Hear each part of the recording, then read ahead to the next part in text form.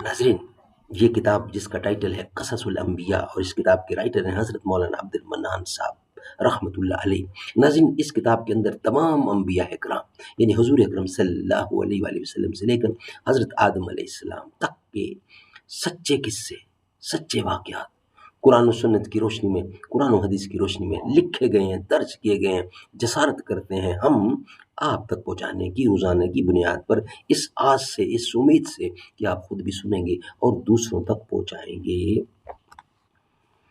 ناظرین، یہ ہے ایپیسوڈ نمبر 3، وی لاگ نمبر 349، پیج ہے 368۔ اپنی والدہ کے ساتھ اپنے ماموں کے گھر جانا، کس کا؟ حضور اکرم صلی اللہ علیہ وسلم کا۔ اور راستے میں فوت ہو جانا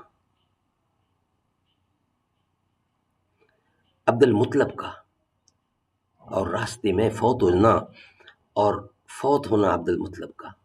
پھر حضور ہمراہ جاتے ہیں کس کے؟ حضرت ابو طالب کے ساتھ۔ شام کے سفر میں تجارت کو اور ملاقات ہوتی ہے وہاں ایک راہب سے، راستے میں ایک بہت بڑے راہب۔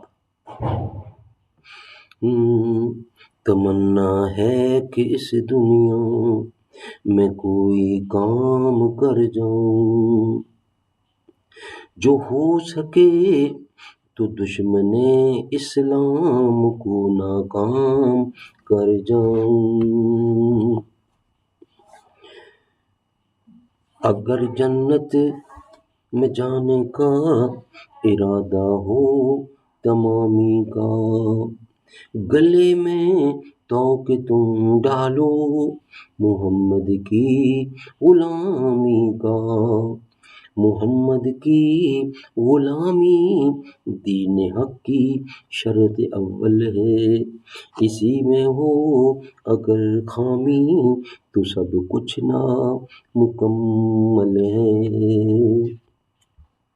راہب نے ابو طالب سے کہا کہ دیکھو، میں تم کو خوشخبری دینا چاہتا ہوں، میں تم کو خوشخبری دیتا ہوں کہ یہ لڑکا نبی آخر الزماں ہوگا اور اس کے دو مونڈھوں کے درمیان میں مور نبوت ہوگی، اور میں تم سے کہتا ہوں کہ تم اس کی حفاظت اچھی طرح سے کرنا، اور روم اور شام کی طرف اس کو مت لے جانا، کیونکہ وہاں ان کے دشمن بہت ہیں، کیونکہ یہودی ان کو مار ڈالنے کی ہر کوشش کریں گے، مار ڈالنے کو ہر وقت مستعد ہیں، تیار ہیں، بلکہ ان کا تو نام و نشان لے کر ڈھونڈا کرتے ہیں، اور وہ کہا کرتے ہیں کہ ہم جہاں کہیں پاویں گے مار ڈالیں گے۔ یہ باتیں راہب نے ابو طالب سے کہیں، اور دست مبارک حضور اکرم صلی اللہ علیہ وسلم کا ہاتھ پکڑ کر کہا کہ یہ سید الکونین ہیں اور سب سے بہتر خلائق زمین و آسمان کے ہیں۔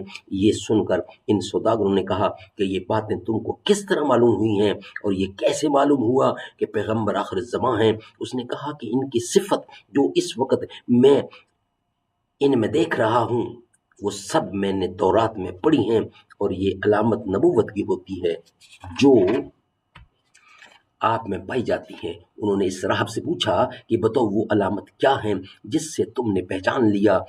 کہا اس نے کہ تم ان کو چھوڑ کر میرے یہاں آئے ہو، اور میں نے دیکھا کہ تمام اشجار اور جمادات ان کو سجدہ کر رہے ہیں،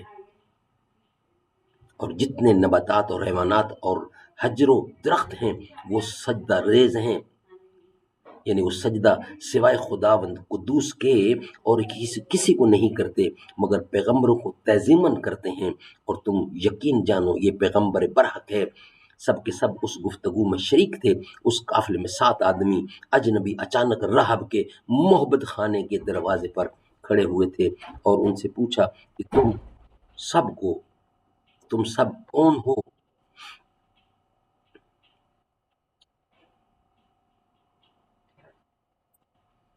تم سب کون ہو اور کہاں جاؤ گے؟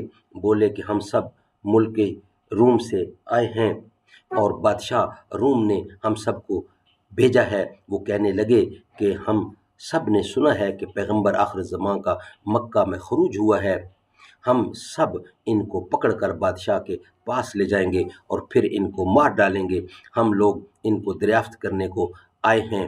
راہب نے یہ سن کر کہا کہ بیہودہ رنج اٹھاتے ہو اور تم ان کو ہرگز نہ مار سکوگے کیونکہ خدا ان کا حافظ و ناصر ہے۔ پس رہب نے یہ بات کہہ کر ان کو مکہ کی طرف بھیجا اور کہا کہ تم بہت آرام سے چلے جاؤ اور تم کیوں ناحق آئے ہو؟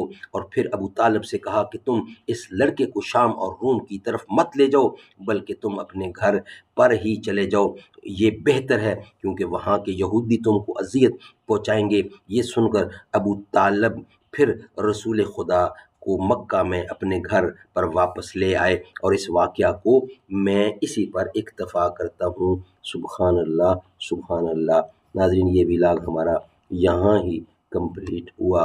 نیکسٹ ولاگ کے ساتھ انشاءاللہ آپ سے ملاقات ہوگی۔ یہ ولاگ ہمارا یہاں ہی مکمل ہوتا ہے۔ ناظرین، نیکسٹ ولاگ ہمارا ہو گیا بیان دوسری دفعہ چاک کرنا سینہ مبارک حضرت صلی اللہ علیہ وسلم کا، اور نکاح کرنا حضرت خدیجہ الکبریٰ سے، اور اقوال و افعال حضرت صلی اللہ علیہ وسلم کے قبل نکاح کے جو وقوع میں آئے، یہ ہمارا نیکسٹ ولاگ ہوگا، یعنی کہ یہ ہماری چوتھی قسط ہوگی اور ولاگ نمبر ہوگا 350۔ مگر نیکسٹ ولاگ کے ساتھ یہ ولاگ ہم یہاں ہی مکمل کرتے ہیں۔ السلام علیکم ورحمۃ اللہ۔